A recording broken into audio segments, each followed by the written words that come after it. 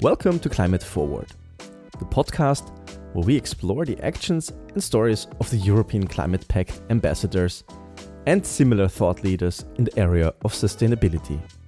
My name is Manso Philipp Garabaghi and I am your host. In this episode, I speak to Flora Späth. Flora is a board member of Euro Plant Tray and an independent consultant for the horticulture industry. In her board role at Euro Plant Tray, Flora is working towards replacing single-use plastic plant trays with a reusable pooling system.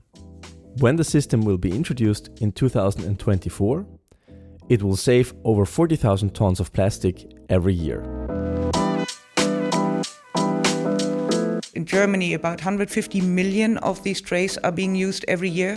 This is a huge mountain of waste that we within the industry are producing. Our aim is to introduce the new industry standard in Europe.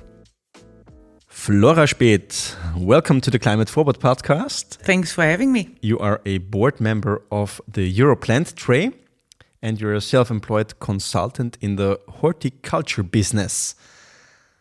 Can you tell us a little bit more about this, please? Yes, sure, I can. My name is Flora, as you just heard. I'm on the better side of 50. I'm a German living in the Netherlands already for nearly 12 years by now. I studied horticulture at some point and have now 25 years of experience in this field on different parts in the supply chain, from wholesale and logistics in Italy, in the UK, in Germany, and now in the Netherlands. And recently, about a year ago, I became appointed as one of the board members of Euro Plant Tray. And I think this is where we should dive into what we're doing at Euro Plant Tray. This is also what we'll focus on today, because the horticulture business or the green industry has some sustainability challenges. But before we dive into this, can you explain what is the horticulture business? Well, when we talk about horticulture, we really speak about everything from plant breeding to plant growing to plant production to the wholesale, the logistics that are transporting the plant from one place to the other, ending up at the retail shops where we as consumers are buying our plants after all. So we are looking at the whole chain, really from the growing part to the selling part to us consumers. And these are live plants in earth, or is this also cut flowers?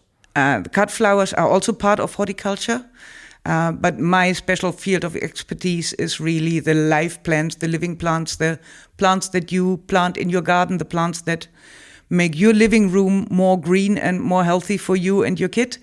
A little bit of the fruit and veg, obviously also, but that's another field of expertise, because fruit and veg is usually grown outside, and a lot of the plant production that we are talking about is also done inside when we are talking about indoor plants, obviously. Okay, so my little green cactus. The green cactus will hopefully be transported on a Euro Plant Tray in the future to reach from the grower to the wholesaler to the retailer, where you are going in and buying the green cactus afterwards, yes. So it's a bit of a complex industry, and I would really like to understand the value chain. So it starts with a grower, I assume, and it ends up in my living room, most likely. But what are the steps in between? Well, it starts with the grower. Let's leave out the breeding factors for now. That's really a special field again.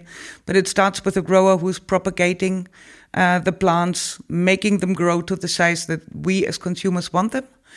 And the grower is either selling directly to a retailer, but we know that there are a lot of small growers. So usually we have a wholesaler in between who is collecting all the different sorts of plants, like the cactus, like the plants for the garden, like the plants, the trees for the garden.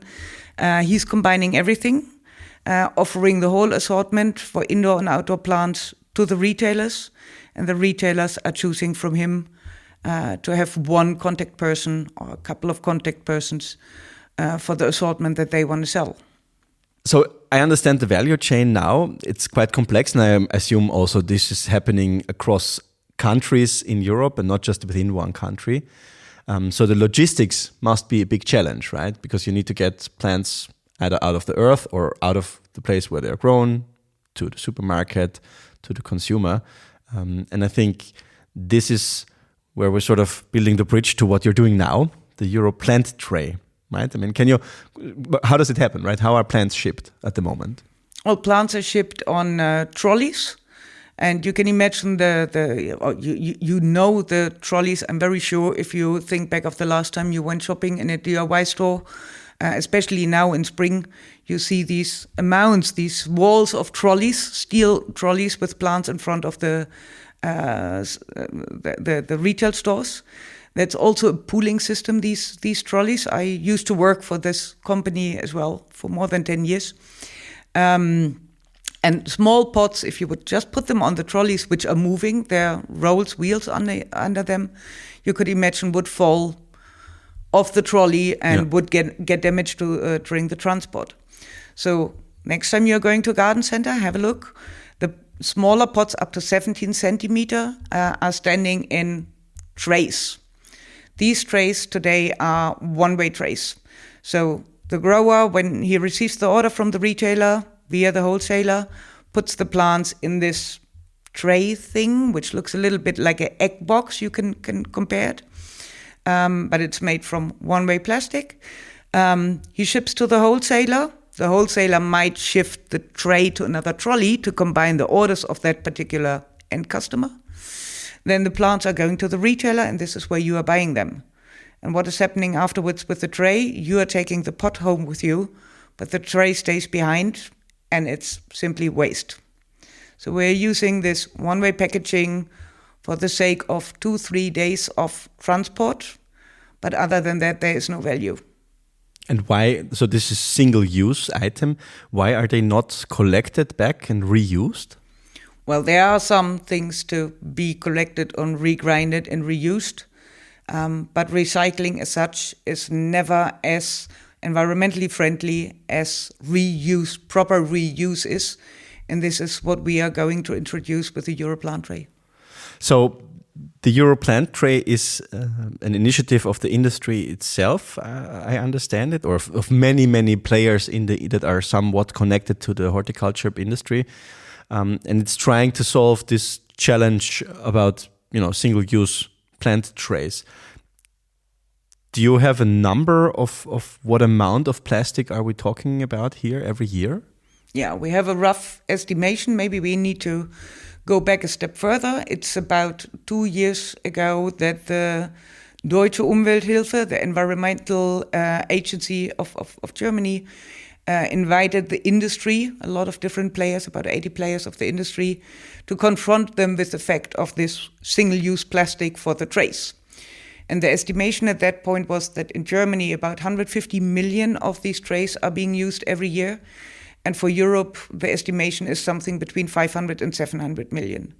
So you can imagine this is a huge, huge mountain of waste that we within the industry are producing. And that environmental agency kind of wagged their finger at us and said, well, you're calling yourself the green industry, but is this really green what you are doing? And that's how it all started in spring 2021. I mean, the reaction of the industry was, let's do something about this, or exactly.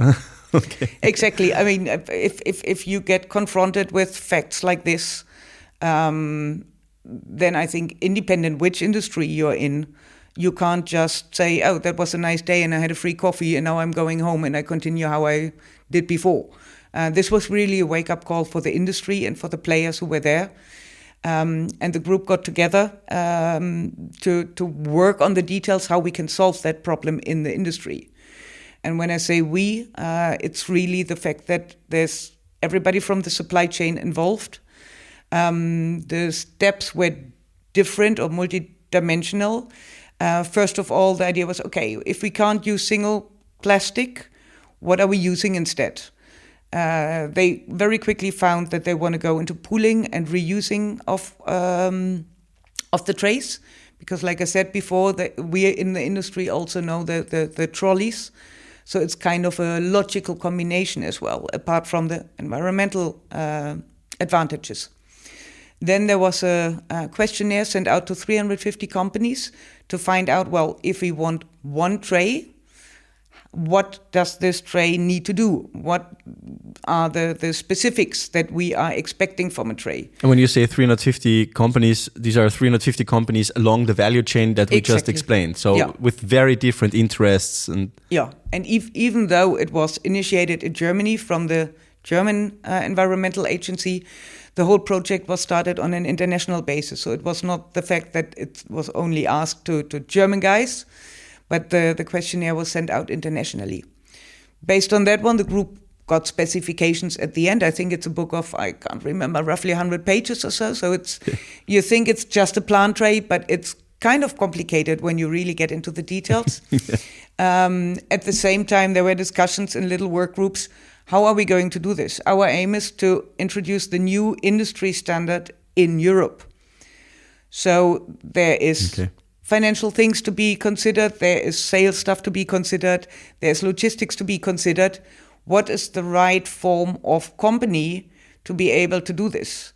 And who will invest in everything that needs to be done? There is the development that has been done now the last 2.5 years. Yeah, who pays for all that? We will also start production at some point of the tray. They need to be paid. And we need to consider the users who are used to pay, in average, 25 to 30 cents for a single-use tray. But what does it mean for the people if we suddenly ask for 10 times the amount because you're using the tray 100 times? Bottom line, it's cheaper, but the initial investment is higher. So that are all things that the work group has looked into.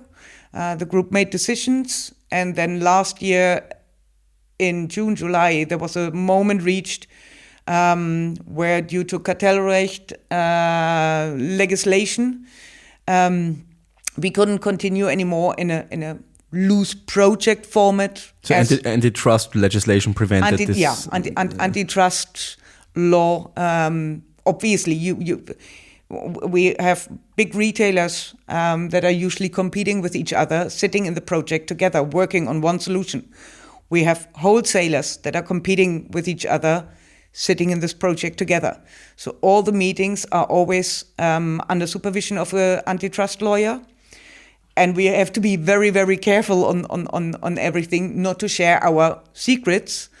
We are having one big aim together, and that is to reduce the waste in our industry. And that's also why the antitrust department in Germany allowed that we are founding a company. That was all checked by the German government, and only with this aim that we say we are doing something on sustainability, we were allowed last year in August to found the Euro Plant Tray Cooperation. Now that you have explained the challenges in setting up this organization and the financial part, they're all sitting in a room, but a producer probably has very different interests than a retailer. So how does that work? Well, like it does in every corporation, everybody has got one vote, and you need to have very good arguments to convince the others. But it's not the fact that just because you're a big retailer, your vote counts more than the small grower, just to make it a little bit black and white on that one. So the money that the companies have does not represent the voting rights, but everybody who's sitting there has got one vote.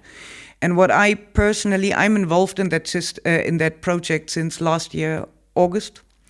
I'm representing the Dutch Vereniging van Groothandelaren, the Dutch Corporation of Wholesale for the green industry. And in this respect, also became a board member of Euro Plant Tray. What I think is amazing every time to see that we are learning from each other. Obviously, there are different focus points. We had a very interesting, funny discussion when we had to choose the color of the tray. That doesn't mean anything to the grower or to the wholesaler, but it's one of the most important things for the retailer because they obviously want that their shops looks nice. When we discuss if the drainage holes need to be 8 millimeter or 9 millimeter or 7 millimeter high, the retailer says, whatever, you are the specialist in growing, whatever. So then suddenly the grower has much more impact, I wouldn't call it, but then they are listened to more detailed, simply because they are the specialist in this field. And that gives some funny situations because, I mean, the project as it is now is unique in Europe, that we have a whole industry working through the whole supply chain to find one solution. And we are not used to sit together and work on solutions, not along the supply chain and not together with our competitors. But only this way we can have a standard again. And if everybody would develop their own system and somebody is working with cardboard and the next one with a pooling system and the next one, I don't know, with a wooden tray, I just come up with some things, that makes our supply chains very complicated again. And everything that is complicated is automatically inefficient as well. So there's a lot of reasons why we work together, even though we are competing in parts. But bottom line is it's making all our lives more easy in the future and then more efficient also. Do you think, from your perspective, will this also be a benefit for the industry next to the sustainability benefit of introducing a reusable pooling system? I think it will be. Not only because we are all using the same products and it makes it easier, but I think we also create a new awareness and level of understanding for each other. And when we understand each other along the supply chain, that automatically has got benefits on the long run, because you're reaching another level of discussion, and you dare to also raise other subjects that might maybe also bugger you right now, and which usually wouldn't be addressed. I mean, normally the grower doesn't speak to the retailer. There's a wholesaler in between. But automatically now we are having the direct communication, and there are things you just get aware of things that you've not been thinking about before because you've got the direct dialogue. And I think we will have a lot of benefits also in the long run of it. And the second part is that we are working internationally. When EPT was founded in 2022, we started with 8 members. Today, only 9 months and 4 days later, we are 28 members. I mean, a pregnancy takes 9 months, but it's difficult to get 20 babies in one time. We managed to get that. And we have now partners in Germany, in Austria, in Switzerland, in the Netherlands, in Norway. We are in a lot of discussions with French different groups, more companies even from Scandinavia, from retail and wholesale in the green business. And we also, on that perspective, learn from each other. I would like to understand how the tray works as such. So can you explain to me how this happens? I mean, I know you mentioned in the beginning, right, the plant gets put in something, but how would a pooling and the reuse system work? That was a big discussion also, because, again, looking at the value chain, it starts with the grower. The grower needs to put the plants into the tray first, but the grower is usually not the one who has the money. That sits on the other side of the retail chain. And the retail chain demands from the grower, I want my plants in this tray. So is it really fair to put the investment on the grower side? As Euro Plant Tray, we have decided that we will only rent out the trays, so they stay our assets, and we stay responsible for it. But if you would come and say, okay, I need 100,000 trays, then you would hire them, and there are different models depending on what you want to spend for year hires or 5 years hire or long-term, really like long-term hire, spreading payments, whatsoever. And then you can say, okay, I'm going to give that to my growers myself and keep stock of the 100,000 trays to whom I gave them. And when I get them back from the growers, maybe you have a service provider who's doing that already with other stuff in your retail department. Think about the crates where the fruit and vegetables are being transported in.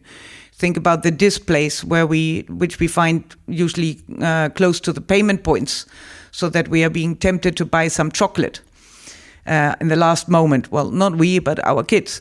They are standing on little blue pallets. Quite often they're blue. that is also a pooling system.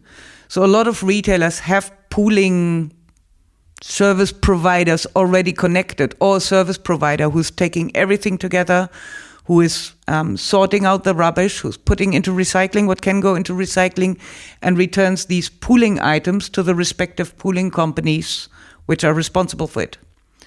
So that depends very much on the particular supply chain, how exactly it works, but I hope that you get a rough picture of how it's working. Now, these things can break along the way. Obviously, they can fall off a pallet or off one of the trolleys, and then there's a edge where you might cut yourself. You don't want to use it again.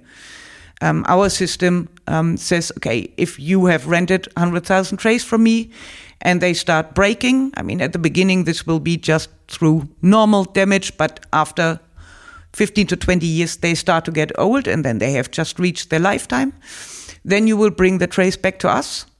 We are regrinding them and we are making new trays out of it. And that's the cradle-to-cradle benefits that we are having of really having a closed loop. So there's two things I want to ask. First, you mentioned the lifetime. Is it 20 years? Did I hear that correctly? It depends on how many rotation you're doing every year. You can imagine. So we are saying that they last for at least 100 rotations. If you're rotating 10 times per year, well, then you would end up with 10 years. We calculate roughly, because that's also very depending on the supply chain you're working on. We calculate with 4 to 7 rotations per year, but it depends on the product. In spring we all buy our spring pot plants from the growers, but we only buy them for 4 weeks. So if I'm a grower who only has got this production and no production of autumn plants that we would then maybe put in our garden again, that grower would maybe once or twice use the tray. The thing in a pooling system is, okay, I don't use them anymore because my spring production is done and the rest of the year I'm doing holiday. Then I give them to my neighbor who has the autumn production. So I'm sharing the product as well. It's not that we have to keep them in storage and not use them, but obviously, especially when there's a service provider or the retailer or the wholesaler who is having year-round business, it's very easy for them to coordinate. Okay, you get these things in spring, you get them in the summer, you get them in autumn, and you get them for the poinsettias for Christmas. So that's also efficiency within the supply chain again. Yeah, I liked it a lot. So it's actually a very, very... So it's a product with quite a long lifetime on the one hand, but on the other hand, the pooling system and this rental or hiring system, I would assume you expect to collect about 100% of any broken or out of use trays back. So the recycling rate eventually of the regrinding and then creating new pellets is close to 100%. It will always be close to 100%. I think we should never imagine really 100%, because there will be the one tray that somebody keeps in their canteen to put the coffee mugs in or serve the beer on Friday, bottle time or something like this. But yeah, you can consider close to 100% of return. And can you share which material you're making them out? They will be made out of PP. Okay, and so polypropylene. Yeah. So it's a clear, how do you say that, a non-blended, it's just polypropylene, so it's also very easy to recycle. Yeah.